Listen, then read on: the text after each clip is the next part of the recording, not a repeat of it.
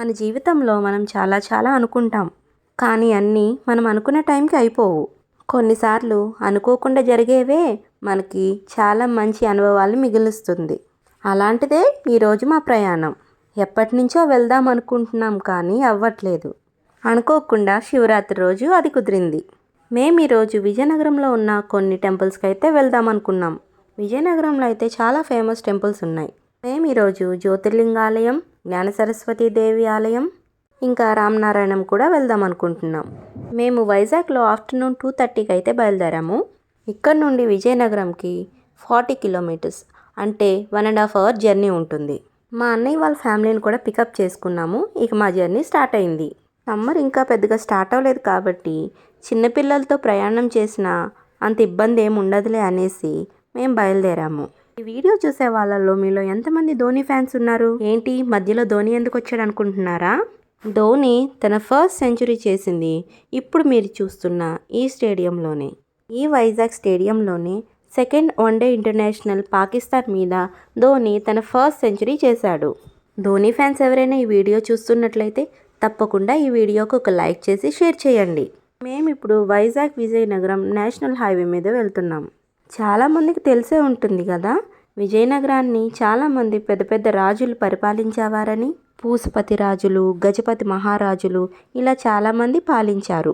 అందులో మహారాజా విజయరామ గజపతి రాజు ఒక ప్రముఖ రాజు. ఆయన పేరు మీద విజయనగరంలో చాలా విద్యాలయాలు అయితే ఉన్నాయి. అంతేకాదు అందరికి తెలిసిన చాలా ఫేమస్ నాటకం కన్యాశుల్కం. అది రాసిన గురజాడ అప్పారావు గారిది విజయనగరం జిల్లా. ఆయన విజయనగర రాజావారి ఆస్థానంలో ఉద్యోగస్తుడంట.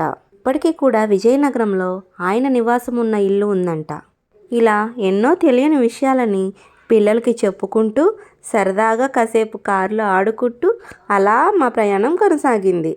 సో ఇప్పుడైతే మీరు చూడబోయేది ఫోటో డెస్టినేషన్ స్టూడియో. ఇందులో అయితే ఫోటో షూట్స్ అయితే జరుగుతూ ఉంటాయి. ఇది వైజాగ్ విజయనగరం హైవేలో ఉన్న రఘు కాలేజ్ దగ్గరలో అయితే ఉంది.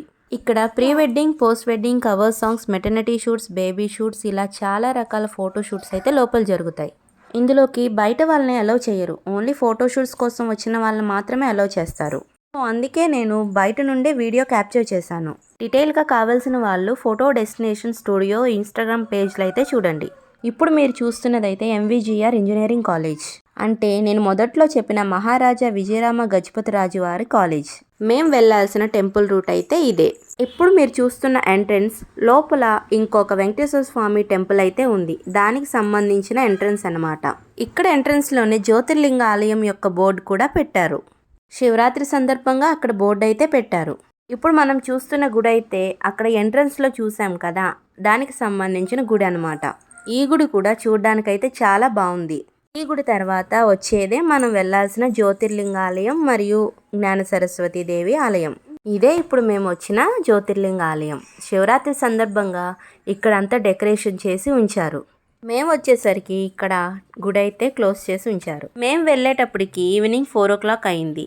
దర్శనానికైతే ఇంకో 1 hour టైం ఉంది. సో మేము పక్కనే ఉన్న జ్ఞాన సరస్వతి దేవి టెంపుల్కి అయితే వెళ్తున్నాము. ఇదే టెంపుల్ యొక్క ఎంట్రన్స్. ఈ టెంపుల్ అయితే ఓపెనింగ్లోనే ఉంది.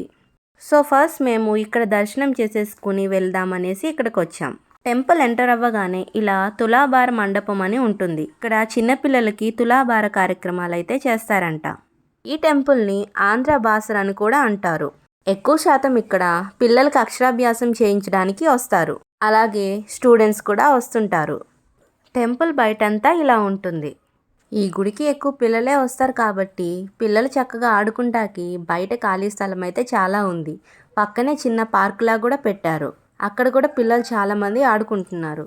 టెంపుల్ ఓవరాల్గా చూడ్డానికైతే ఇలా కనిపిస్తుంది. ఇలా టెంపుల్లోకి ఎంటర్ అయిన తర్వాత లెఫ్ట్ సైడ్ ఒక 4 విగ్రహాలు ఉంటాయి. ఆ విగ్రహం యొక్క విశిష్టత కూడా అక్కడ రాసి ఉంటుంది. పిల్లల్ని ఎక్కువ శాతం ఇక్కడికి అక్షరాభ్యాసం కోసం తీసుకొస్తారు కాబట్టి పేరెంట్స్ వీటి విశిష్టతను పిల్లలకి చదివి చెప్తూ ఉంటారన్నమాట. అలాగే రైట్ సైడ్ కూడా ఇలా 4 రకాల విగ్రహాలు అయితే ఉంటాయి. ఈ విగ్రహాలకు కూడా వాటి విశిష్టతను ఆ గోడల మీద అయితే రాసున్నాయి.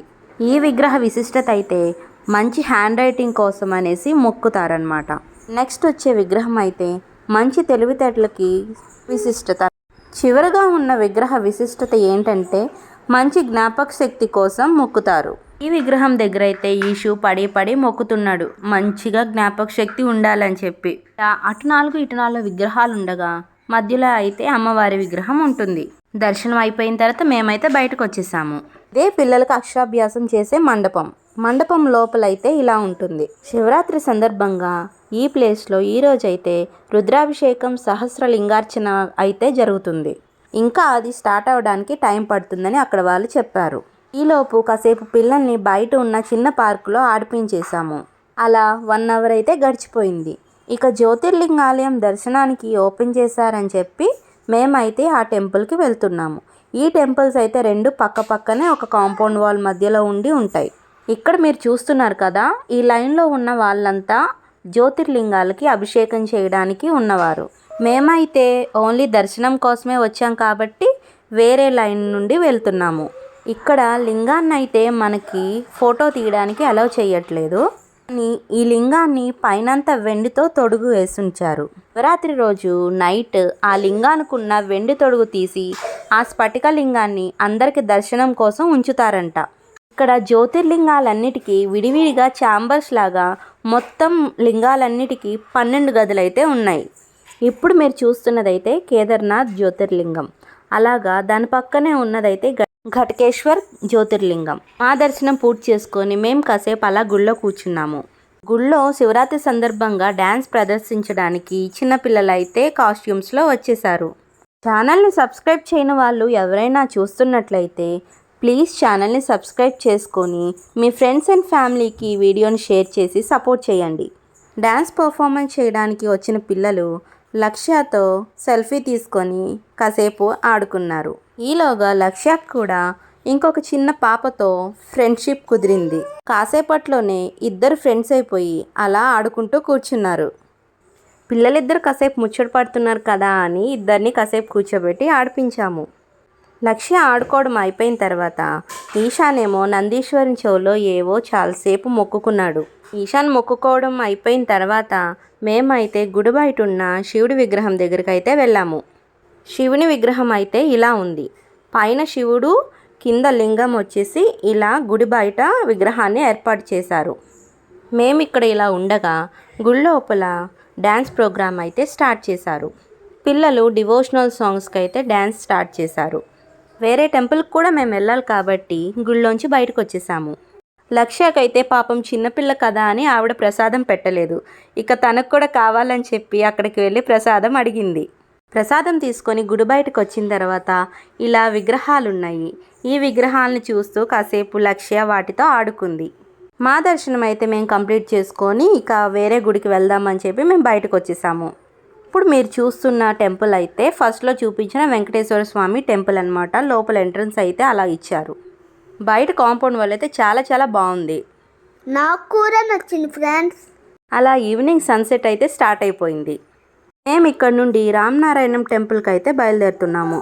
ఇప్పుడు మీరు చూస్తున్న ఎంట్రన్స్ అయితే పైడితల్లి అమ్మవారి టెంపుల్ అనమాట. ఇది కూడా విజయనగరంలో చాలా famous temple. Ramanarayanam temple vlog అయితే ఇంకో వీడియోలో పెడతాను. అంతవరకు బాయ్. మరొక వీడియోతో మళ్ళీ కలుస్తాను. Please subscribe to my channel. Bye.